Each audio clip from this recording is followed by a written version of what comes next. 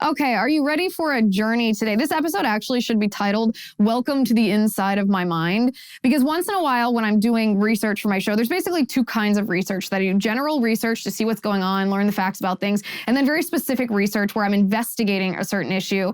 And in the course of my general research over the weekend, I came across some information that honestly surprised even me. And I'm talking about Ukraine here. I don't want to be vague. This isn't some clickbait teaser. I'm talking about Ukraine and Russia and how energy dependence plays into exactly what's happening in Ukraine. It plays into the fact that Putin feels that he can invade Ukraine the way that he is.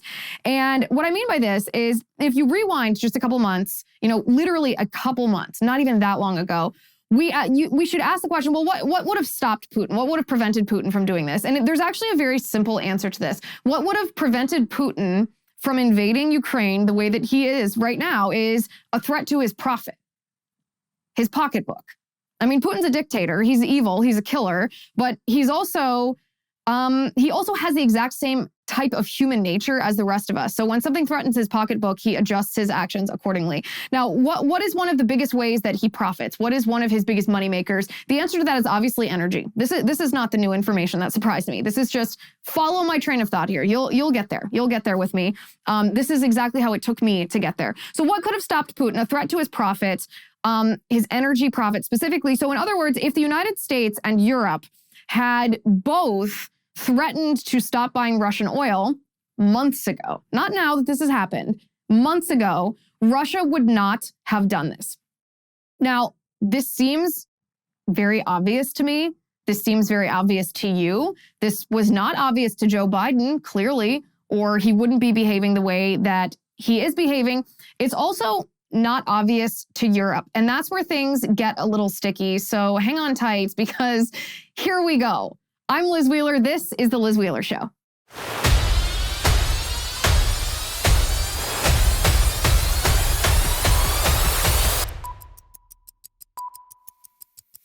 All right, so if US and Europe had both at the same time threatened and actually meant their threat, meaning they were willing to follow through, if we were willing to follow through with a threat to stop buying Russian oil months ago, then Russia would not have done this because it would have threatened Putin's pocketbook.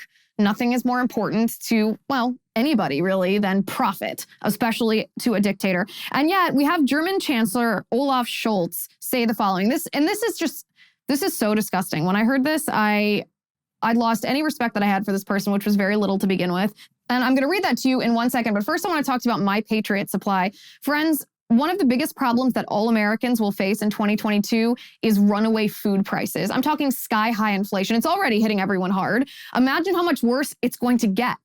But I have a solution that you are going to love. Get yourself some long-term storage emergency food from My Patriot Supply, America's largest emergency food provider. Hands down, this is the most affordable way to buy emergency food. The food is delicious, I know, because my husband and I keep a store of backup food. In fact, we completely lost power at our house this past weekend, and I was like, oh no, this is terrible. And my husband was giddy because he is a proud prepper, and we were completely prepared for this, including having a storage of food supply. So get the 4-week emergency food kit yourself, which provides breakfast, lunch, dinner, drinks, and snacks. Right now, you can even save $50 on each 4-week kit that you order if you go to my URL, which is preparewithliz.com. Pick up 1 kit for each person in your family, and you can laugh at the sky-high food prices at the grocery store. But don't wait. Go to preparewithliz.com right now.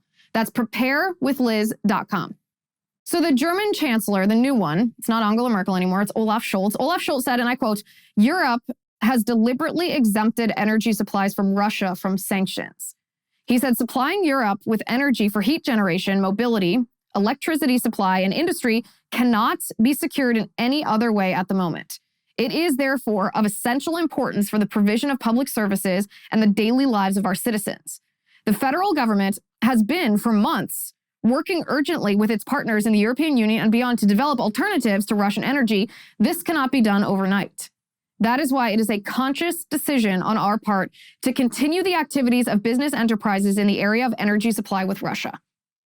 So when I heard this, I was disgusted, first of all, because this enables Putin. If Putin knows that he is going to continue to receive his profit, he's going to continue to receive that money from selling Europe energy supplies, then he also knows that countries like Germany are not going to criticize him, are not going to do anything harsh like sanction his energy or sanction the energy supply coming from him or divest from Russian oil, because then they will be destitute. So he's put them in the position. Putin has put places like Germany in this position on purpose.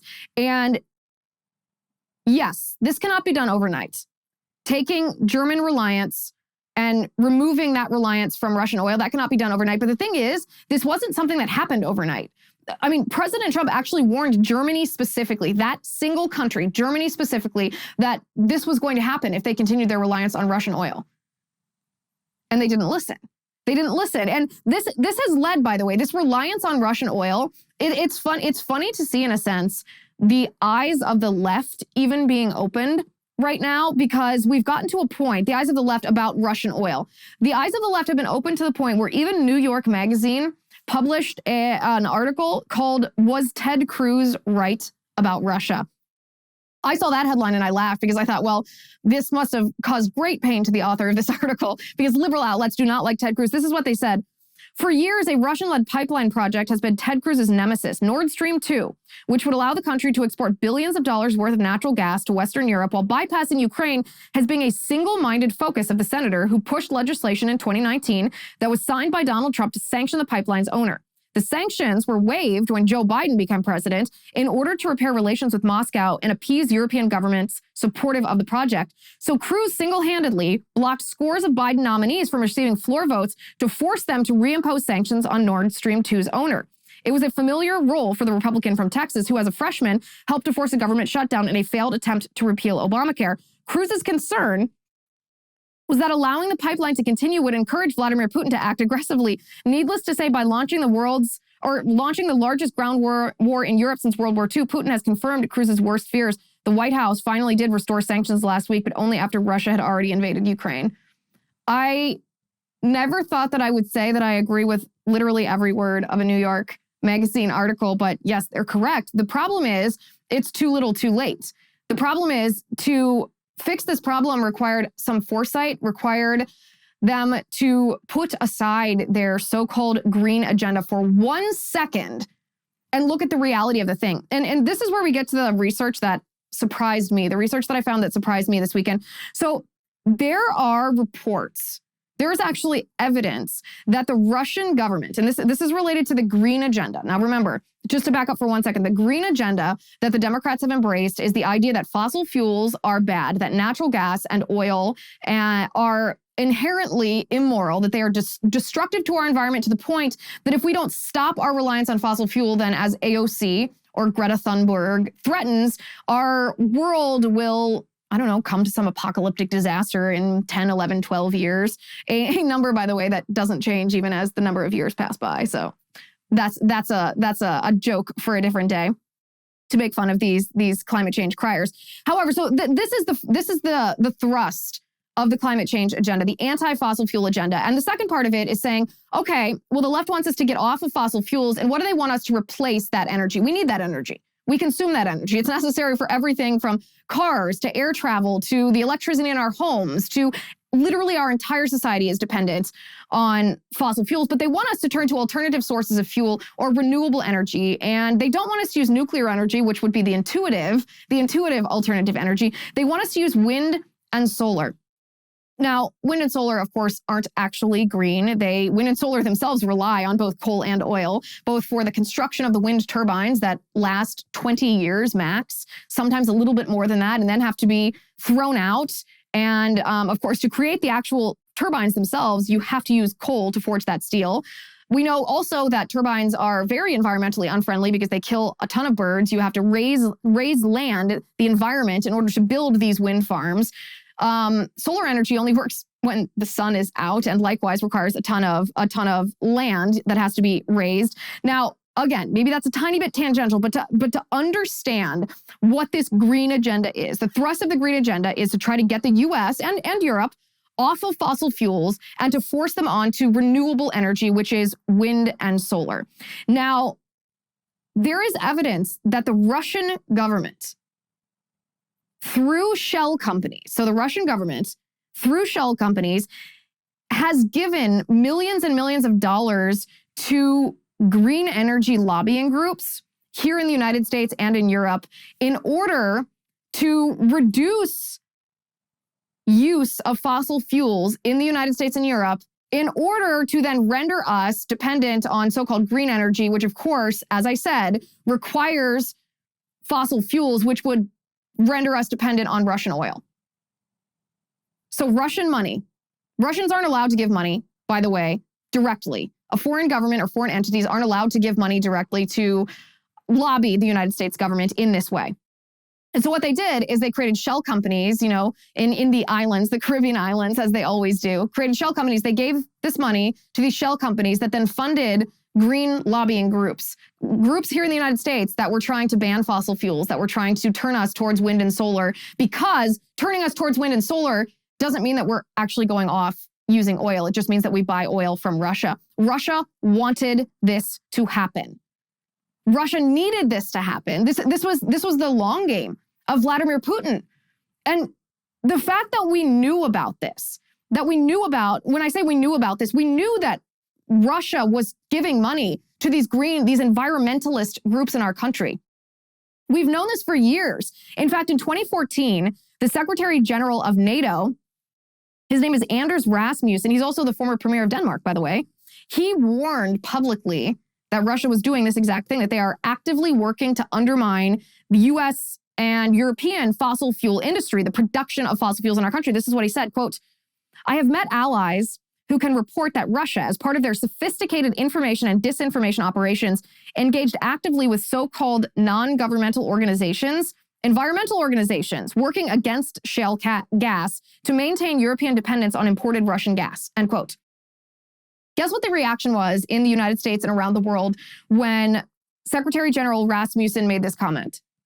NATO tried to brush their hands of him. They were like, oh, he only speaks for himself. He doesn't speak for NATO. The US just brushed it right under the rug, swept it under the rug. No one paid attention to this. This was in 2014, 8 years ago. We knew that this was happening. So fast forward just 3 years after that, 2017, two United States congressmen, Lamar Smith and Randy Weber, sent a letter to then Treasury Secretary Mnuchin with not only the exact same allegation, but evidence and a money trail. They named names showing exactly how this was done. And I want to read a little bit of this letter because, again, when I read this, I thought, well, we've known about this for almost a decade. There's simply no excuse for Joe Biden not to have known this or taken action on this, for Europe not to have known this or taken action on this. And of course, the neglect to pay attention to what Russia was doing led us into this situation right now where Putin was empowered, where he is empowered to invade Ukraine, knowing that we're not going to divest from Russian oil because we can't. We rely on it. So this is what the two congressmen, Smith and Weber, wrote. They say the mechanics of Russia's scheme to use nonprofit entities to influence U.S. public policy and public opinion of the oil and gas industry. And they wrote, publicly available reports connect the dots in this complex scheme operated under the guise of philanthropic endeavors. The Russian government and complicit parties have executed a political agenda with little or no paper trail. This scheme allows money originating from foreign countries like Russia to funnel through Bermuda-based shell companies to environmental groups in the United States with the aim of disrupting the U.S. energy treasury. These allegations are ripe for investigation by the Department of the Treasury. They write, according to reports, entities connected to the Russian government are using a shell company registered in Bermuda. The name of the shell company is Klein Limited, Klein Limited, to funnel tens of millions of dollars to a U.S.-based 501c3 private foundation, the Sea Change Foundation. This money appears to move in the form of anonymous donations. Sea Change then passes the money originating in Russia to various U.S. 501c3 organizations such as the Sierra Club, the League of Conservation Voters Education Fund, and others. These funds are dispersed as grants that will be used to execute a political agenda driven by Russian entities. The purpose of this circuitous exchange of foreign funds is to shield the source of the money. We've known about this. This is something that was written about by members of the United States Congress in a public letter to Secretary of the Treasury Mnuchin years ago. The NATO Secretary General warned about this in 2014. Congress warned about this in 2017. And yeah, what did we do? We completely ignored this.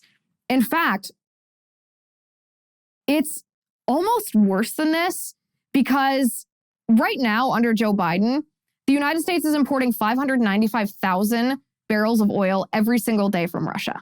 That's a lot of oil. We don't need to be importing this amount of oil. We have oil here in the United States, but Biden has refused to drill. He's ended federal leases for drilling. He does not want to buck these green energy groups. This lobby that we now know is actually funded by the Russians. So these aren't even US citizens who are environmentalists who are against fossil fuel, which is a stupid enough policy as it is. It's an asinine policy to begin with, but it's not even US citizens funding this lobbying of their own government officials. This is Russians, the Russian government, Putin, sending money through Bermuda to a so-called nonprofit here in the United States called Sea Change, who then disperses the money to environmentalist groups that lobby the US government. I mean, this is like shady, shady, shady. And of course, we know the more reliant that Europe or the United States is on Russia, the less likely that Europe or the United States will be to call out Putin when he does something wrong, to be harsh against Russia if Russia acts aggressively. And Germany, of course, is the perfect example of that. They are actively saying out loud that they're not going to divest from Russian oil, that they rely on Russian oil. It was like we had to give them a kick in the pants just to get on board with the swift banking sanctions. Putin knows that he can deprive his critics of energy that they need to, well, live, because he has rendered them dependent. This is the long game of Vladimir Putin. This invasion of Ukraine is not something that happened just because Putin had a wild hair. This wasn't something that he acted out of emotion and simply staged this invasion because he thought the time was right. He's been planning and he's been plotting. And the United States and Europe has been ignoring the signs when we knew the signs. And Biden's Deputy Secretary of State said the same thing as the German Chancellor did. She's admitting out loud that Putin's strategy is working. Take a listen to this. Should Europe and the West divest, Western Europe and the Western world divest of Russian energy, in your opinion? You know, I think that there's a lot of rethink, and there will be, about energy security worldwide. I think you had heard from the president last night that, combined with other countries around the world, we've done a release of strategic petroleum reserves of 60 billion. 60 million, 30 million from the United States. But no was your answer. But I do think that the whole world is rethinking energy security over the long term. There will be a transition era. It is not only in our national security interest because of situations like what we're currently facing, but it is in our national interest because climate change requires it. So imagine being Putin, right? You've been plotting and planning this for decades.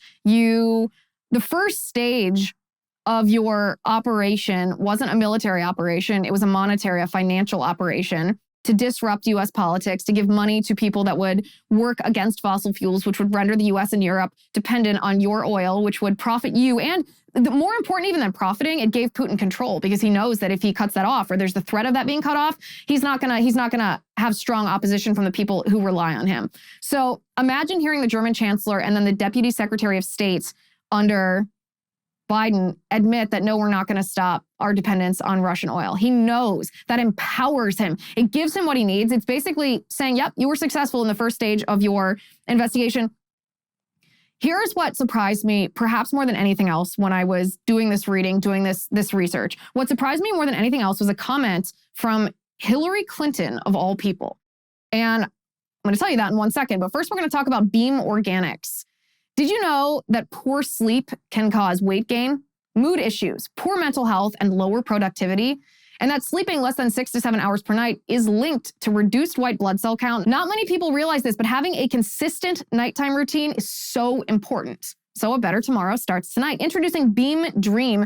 Beam is the world's most innovative functional wellness brand with unique products for everything from sleep to recovery. And today, you, my listeners, get a special discount available for Beam's sleep product. It's called Dream Powder. It's their best-selling healthy hot cocoa. It contains natural sleep-promoting premium ingredients, triple lab-tested, no THC, and you wake up refreshed. 98% of people surveyed fall asleep faster when taking Beam Dream, and 99% of people experience better sleep quality. You can find out why Forbes and the New York Times are all talking about Beam and why it's trusted by the world's top athletes. And if you don't love it, then you can get your money back guaranteed. For a limited time, get $20 off when you go to beamorganics.com/Liz and use the code Liz, L-I-Z, at checkout. That's BEAM organics.com/Liz and use code Liz, L-I-Z, for $20 off at checkout. Okay. So in 2016, Hillary Clinton gave a speech. This was not a public speech. This was a private speech. The only reason that we are aware of it is because this was part of the WikiLeaks, the trove of WikiLeaks documents that were made public. So what Hillary Clinton said here was never intended for your ears and for my ears. This was supposed to be just for her private donors. This is what she said in 2016. She said, quote, "We were even up against phony environmental groups. And I'm a big environmentalist," she said, "but these were funded by the Russians."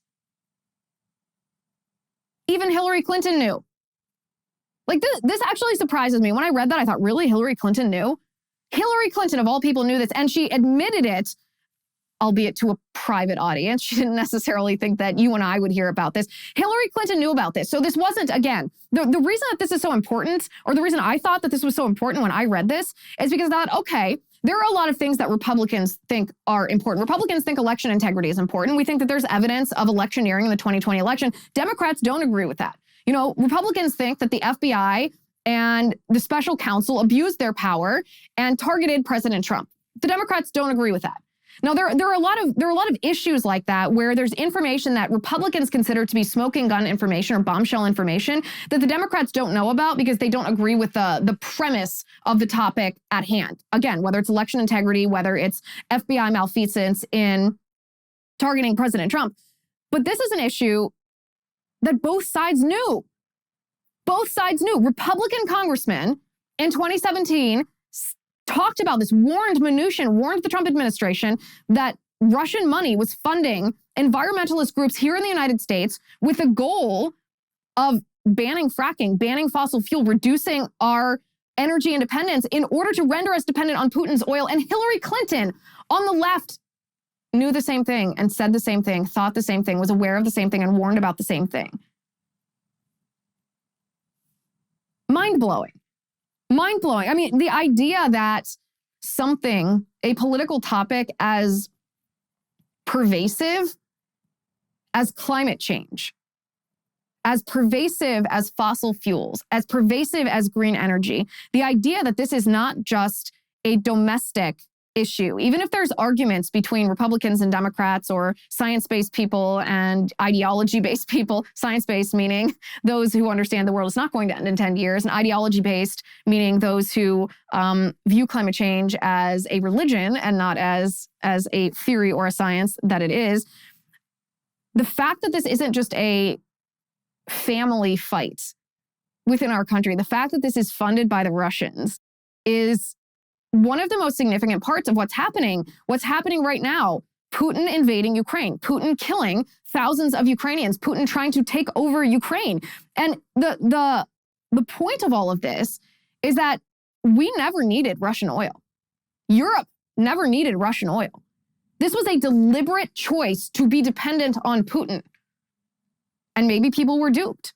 Maybe politicians were duped into thinking that they had to support green energy initiatives. They had to support wind and solar, renewable energy, which of course means we are still dependent on oil, but not our oil, because it's morally bad to rely on our oil, but it's morally okay to rely on Putin's oil. That's what these green energy lobbyists were telling politicians. And our politicians were so stupid that they fell for this. What's happening today in Ukraine is a direct result of this lobbying, setting up this situation, and then our politicians being such idiots that they fell for this. Now, there's an energy expert by the name of Michael Schellenberger who demonstrates exactly how this lobbying succeeded. And I mean, this blew my mind again, and you will see why in just a second. So Michael Schellenberger says in a Twitter thread, a great Twitter thread, I'll post it on my locals for anyone who wants to read it in its entirety. I'm just going to read a couple of the tweets right now. He goes, People think Europe depends on Russia for energy because it lacks its own, but 15 years ago, Europe exported more natural gas than Russia does today. Now, Russia exports 3 times more gas than Europe produces. Why?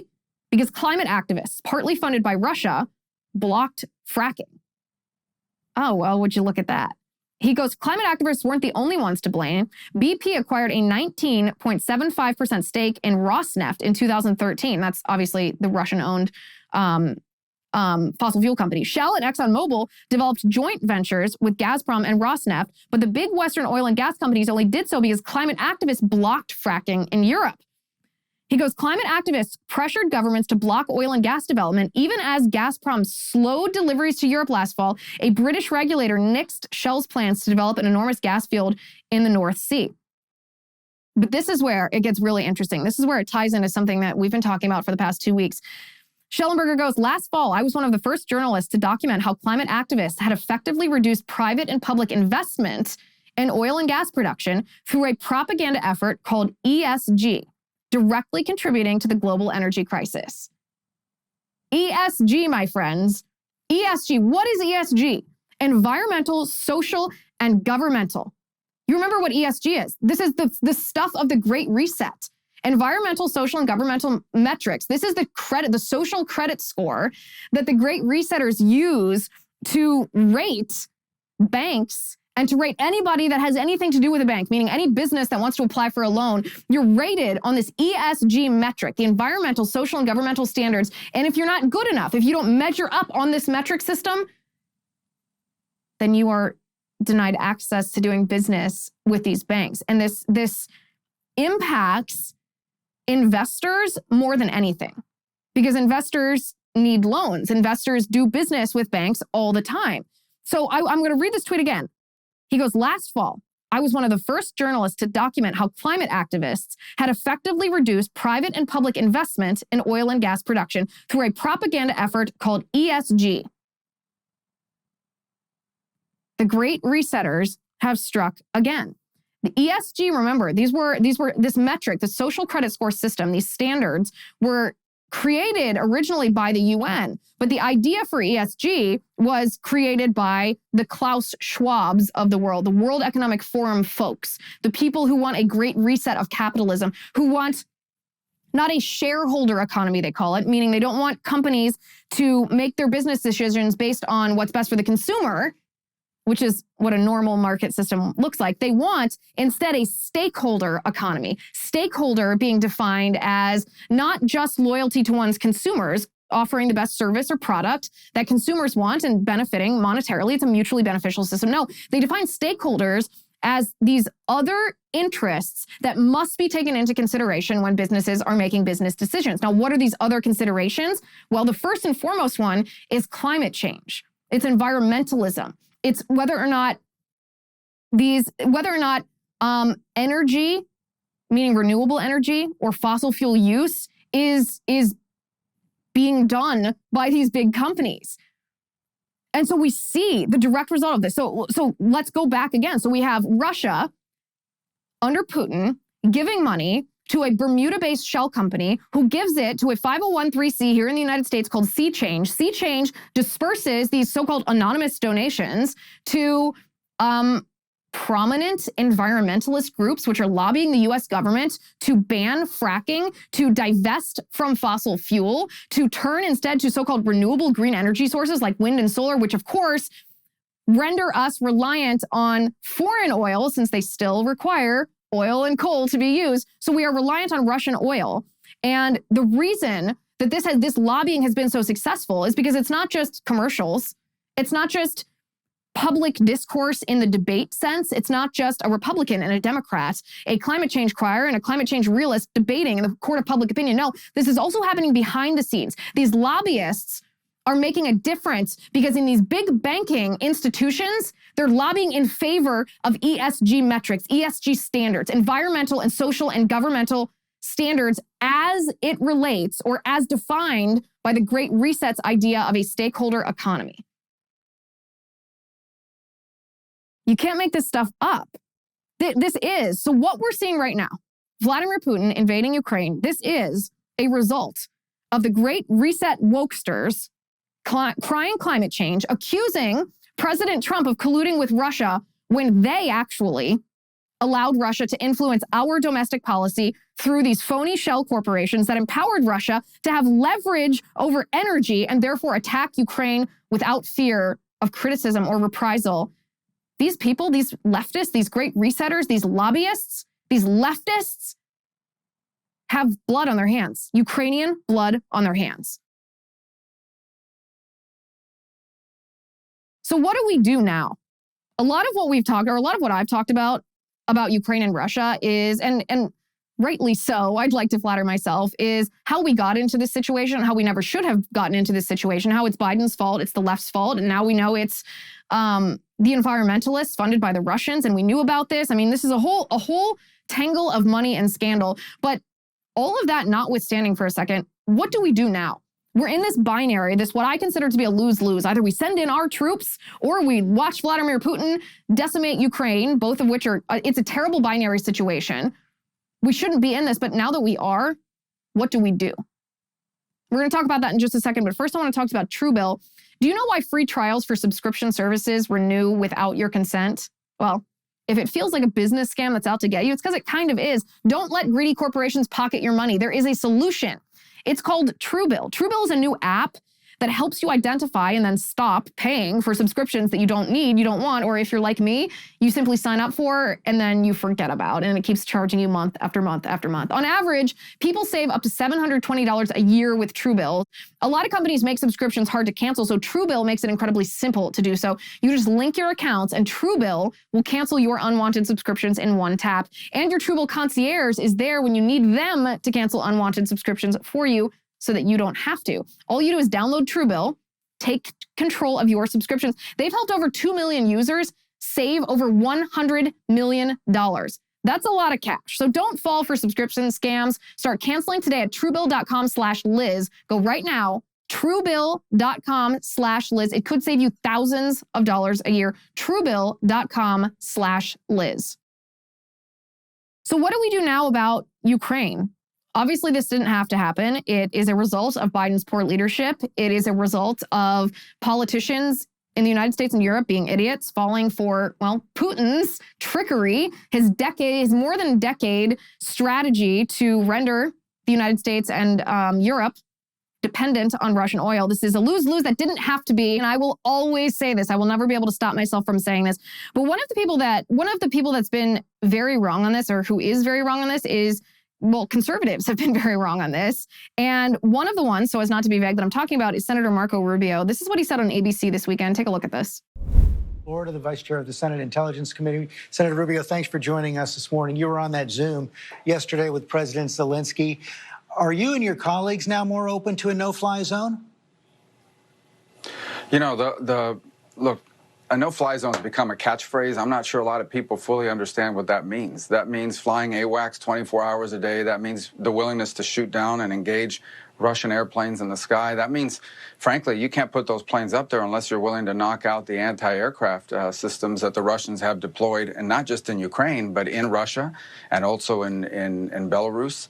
So basically, a no-fly zone, if people understood what it means World War III. It means starting World War III. So I think there are a lot of things we can do to help Ukraine protect itself, both from airstrikes and missile strikes. But I think that people need to understand what a no-fly zone means. It's not some rule you pass that everybody has to oblige by. It's the willingness to shoot down the aircrafts of the Russian Federation, which is basically the beginning of World War III. Okay, so first of all, in and of itself, I don't disagree with Rubio regarding a no-fly zone. That would be an act of war. It could be perceived as an act of war. I'm sure Putin would interpret it as such. But here's the thing. One of the good things about how President Trump conducted foreign policy when he was in office is people believed his threats. Adversaries or dictators knew that President Trump wasn't taking anything off the table, because President Trump never took anything off the table. He didn't tip his hand. He didn't say, oh, you know what? I promise we're not going to do this no matter what you do. I promise we're not going to send troops in no matter how brutal you get. Even if President Trump believed that about a certain situation, he never would have telegraphed that to Putin. And so when I hear Rubio saying, oh, you know, we're not going to implement a no-fly zone, I'm like, okay, a no-fly zone is not a good idea, but why are you putting this off the table as a high-ranking United States senator, a government official who actually has influence over U.S. foreign policy? Why would you be telegraphing to Putin that we're not going to implement a no-fly zone? This is terrible foreign policy. It's very weak foreign policy. In fact, I very rarely give credit to Democrats because they so rarely deserve it, but credit where it's due. Do you know who actually is handling this correctly? Joe Manchin, Democratic Senator Joe Manchin. Take a listen to what he said.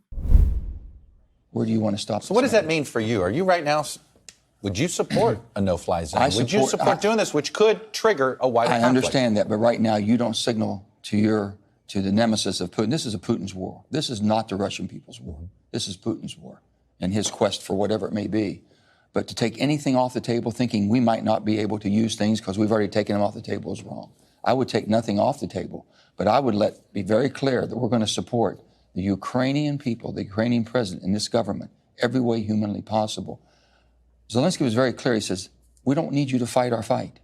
We don't need you to fly our planes or fly your planes into our war zone. Mm-hmm. We need the planes that we can fly ourselves, and we have them on the border. He understands foreign policy. He said, we're not going to take anything off the table. Why would we tell Putin that we're going to respond only in weak ways?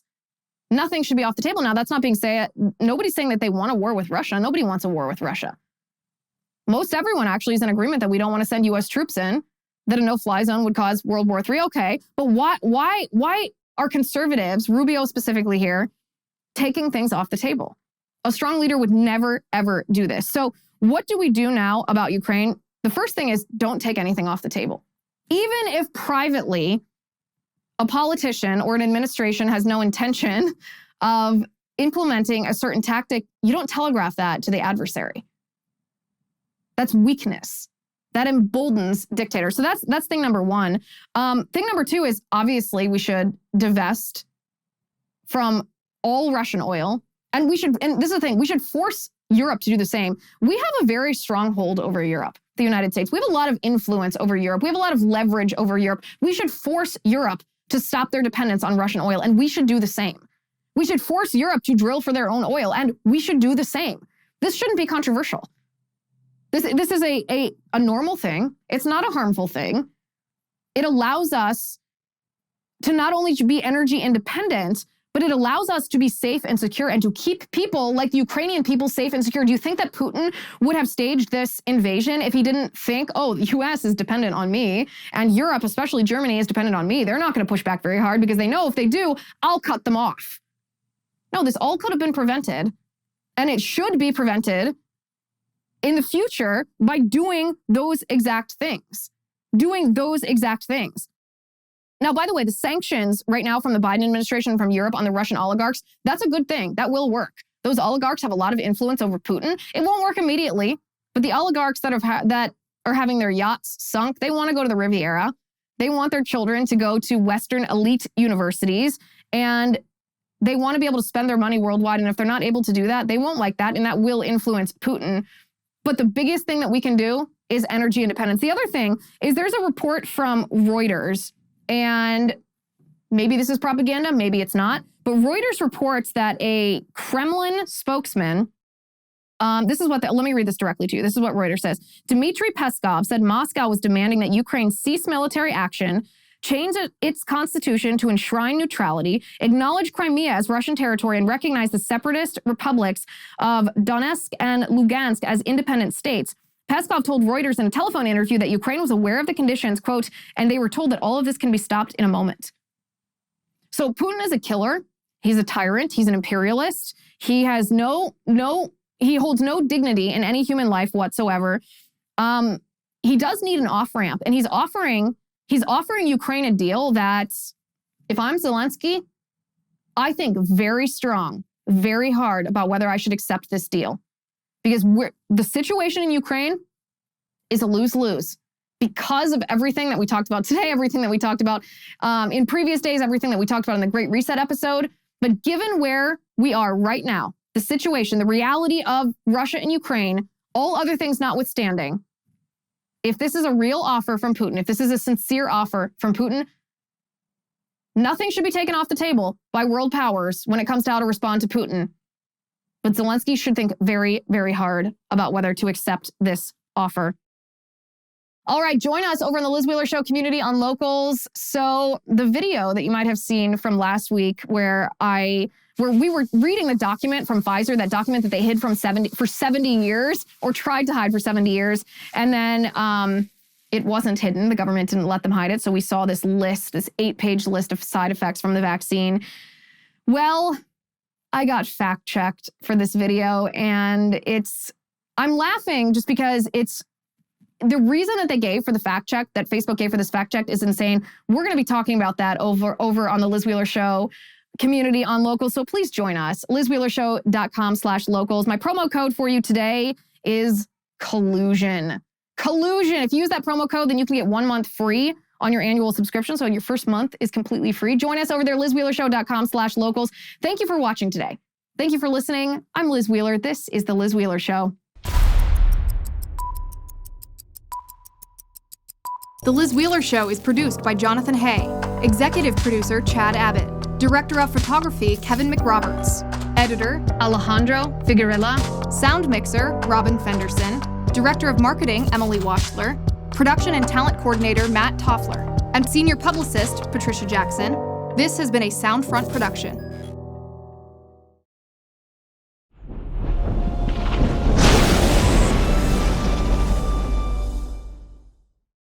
If you haven't already, give this video a thumbs up, hit the subscribe button below, and ring the bell to make sure you never miss a video.